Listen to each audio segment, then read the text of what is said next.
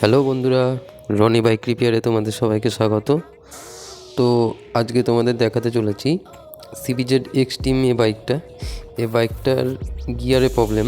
তো গিয়ারটা কি হয়েছে, এক জায়গাতে ফিক্সড দাঁড়িয়ে রয়েছে, 3 নম্বর গিয়ারেই দাঁড়িয়ে রয়েছে। সেখান থেকে 4 নম্বরেও যাচ্ছে না, 2 নম্বরেও যাচ্ছে না, কিছুই হচ্ছে না। তো এটা কি প্রবলেম হয়েছে গাড়িটার, তো চলো সেটাই তোমাদের ডিটেলসে দেখাই। তো গাড়িটার গিয়ারের প্রবলেমটা ঠিক করার জন্য আমাকে ক্লাচ সাইড খুলতে হবে। তো ক্লাচ সাইড খোলার জন্য তোমরা আগেই দেখলে আমি মোবিলটা ডেন করে রেখেছি। তো মোবিলটা ডেন করে রাখার পর এই নিচের ছোট্ট যে গার্ডটা রয়েছে, গার্ডটা খোলা যাচ্ছে না একটা নাট। তো ওই যে নিচের ফুটরেস্টের জায়গাটা রয়েছে, তো ওখানকার 12 নম্বর নাটগুলো লুজ করে আমি মোটামুটি ক্লাচ কভারটা বার করার মতো পজিশান করে নিয়েছি। তো এইবারে আমি ক্লাচের যে কভারের নাটগুলো থাকে 8 নম্বর নাটগুলো খুলছি। খোলার পরে ক্লাচ কভারটা খুলে নেওয়ার পর তোমাদের দেখাচ্ছি প্রবলেমটা কোথা থেকে হয়েছে, আর এটা ঠিক করার জন্য কত কি লাগবে, কতটা টাইম লাগবে, সব তোমাদের ডিটেলসে বলছি। তো ভিডিওটা দেখতে থাকো, তাহলে বুঝতে পারবে।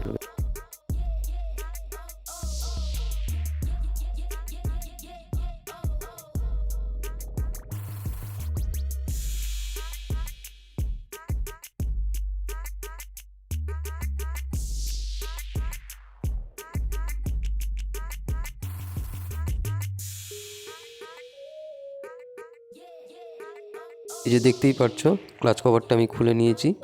এইবারে আমি কি করব, এই ব্যালেন্সটা যে আছে ব্যালেন্সটা খুলবো। ক্লাচ হাউজিংটা বার করার জন্য আমাকে ক্লাচ প্লেট হাফ সেন্টারগুলো খুলতে হবে। তো এইগুলো সব খুলে নিই।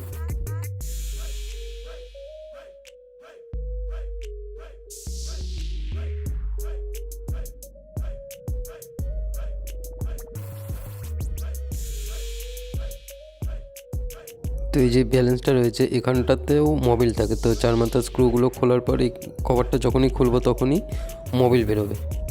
তার জন্য আমি মোবিলের বাটিটা সামনে এনে রাখবো। আর ওই দেখতে পাচ্ছ আমি মার্কিং করে দিয়েছি, একটা গিয়ার রাখা রয়েছে। গিয়ারটা হলো স্প্লেন্ডার গাড়ির ডিটিপি পেনিয়াম।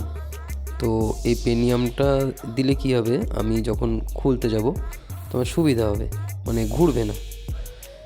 তো আমার সুবিধার জন্য আমি ওই পেনিয়ামটা ওখানটায় বাঁধিয়ে রেখে খুলেছি। টাইট করার সময় সেই একই রকমভাবে টাইট করব, এতে আমার সুবিধা, সেই কারণে ডিটিপি পেনিয়ামটা ওখানটায় বাঁধিয়ে নিয়েছিলাম। তো এই যে ব্যালেন্সটা খোলা হয়ে গেছে। এবারে 10 নম্বর নাটগুলো সমানভাবে 4টেকে খুলবো, নয়তো ভেঙে যাবে, মানে স্প্রিংয়ের প্রেশারে। তো খুলে নেওয়ার পর তারপর গিয়ার চেঞ্জারটা বার করে তোমাদের দেখাচ্ছি।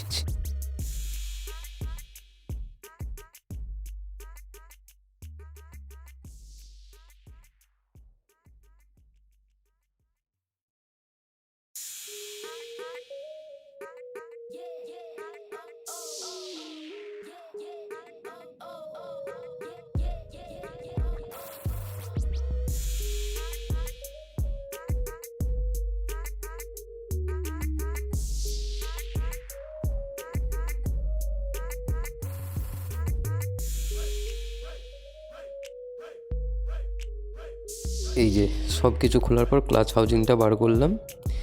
এই হচ্ছে গিয়ার চেঞ্জারটা। তো প্রবলেমটা হলো এই যে স্প্রিংটা এই দেখতে পাচ্ছ ভেঙে গেছে এখান থেকে। তো এর জন্য গিয়ারটা এক জায়গাতেই দাঁড়িয়েছিল, না নিউট্রাল হচ্ছিল, না গিয়ার কমছিল, না গিয়ার বাড়ছিল, মানে কিছুই হচ্ছিল না স্প্রিংটার জন্য।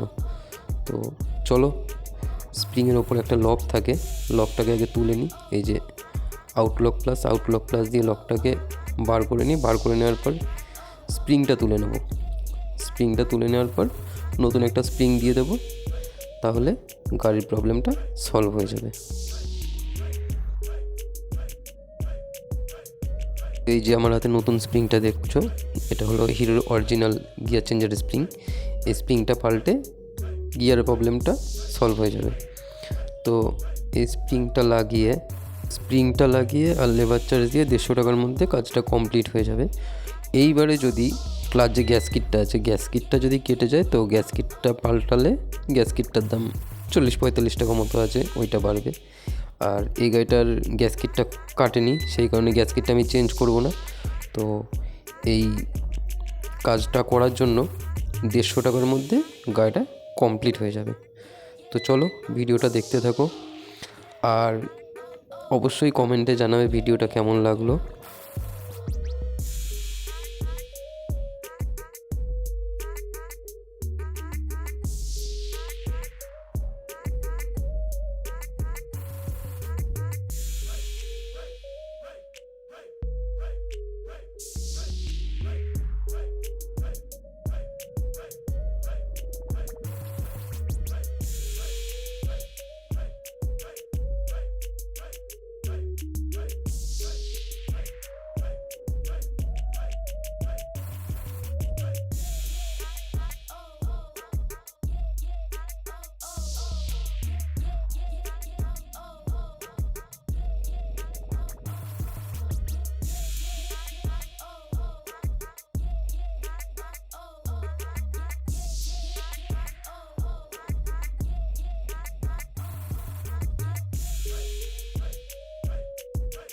তো দেখতেই পারলে স্প্রিংটা লাগানো কমপ্লিট হয়ে গেছে। এইবারে আমি যে স্প্রিংয়ের ওপরে যে লকটা থাকে, লকটাও লাগিয়ে নিয়েছি। লকের উপরে একটা ওয়াশার থাকে, দেখতে পারলে ওয়াশারটাও দিয়ে দিয়েছি। এই যে গ্রুপটা এখানটায় থাকবে, এখানটায় নর্মালি সুন্দরভাবে বসে যাবে মানে গিয়ার চেঞ্জারটা। তো এখনই তোমাদের আমি দেখাতে পারছি না, কারণ ওইদিকে যখনই আমি গিয়ার লিভারটা লাগাবো গিয়ার চেঞ্জারটা এদিকে বেরিয়ে চলে আসবে, তখন আবার গিয়ারের প্রবলেম করবে। তো আমি সব কিছু ফিটিং করে নিই, ফিটিং করার পরে তোমাদের দেখাচ্ছি যে গিয়ার লিভারটা আগে যেমন মানে লুজ অবস্থাতে ছিল, নোট ছিল, তো সেই অবস্থাতে নেই। গিয়ার লিভারটা টাইট হয়ে গেছে, প্লাস গিয়ার যেমন পড়ার দরকার গিয়ারগুলো স্মুথলি সেরকমই পড়ছে। তো চলো ফিটিং করে নিই ক্লাচটা পুরো ফিটিং করার পর তোমাদের দেখাচ্ছি কাজটা কতটা সাকসেস করতে পারলাম।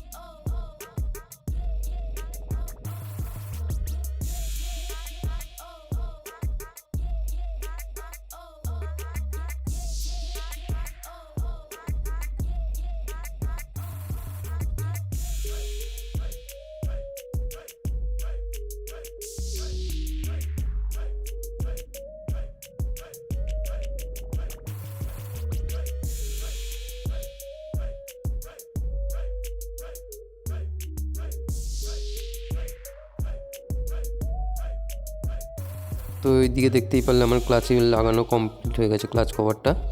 তো এই দেখো গিয়ার লিভারটা কিন্তু টাইট হয়ে গেছে, আর গিয়ারও পড়ছে স্মুথ। সবকটা গিয়ার পড়বে না, 2-3টে পড়ে। এই নিয়মগুলো করার কারণ দরকার আছে, নয়তো সব গিয়ার পড়বে না।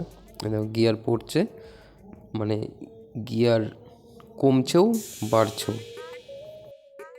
তো আজকের ভিডিওটা এই পর্যন্তই ছিল। সামনের দিন আরও ভালো কিছু ভিডিও নিয়ে তোমাদের সাথে দেখা করব। চলো, টাটা।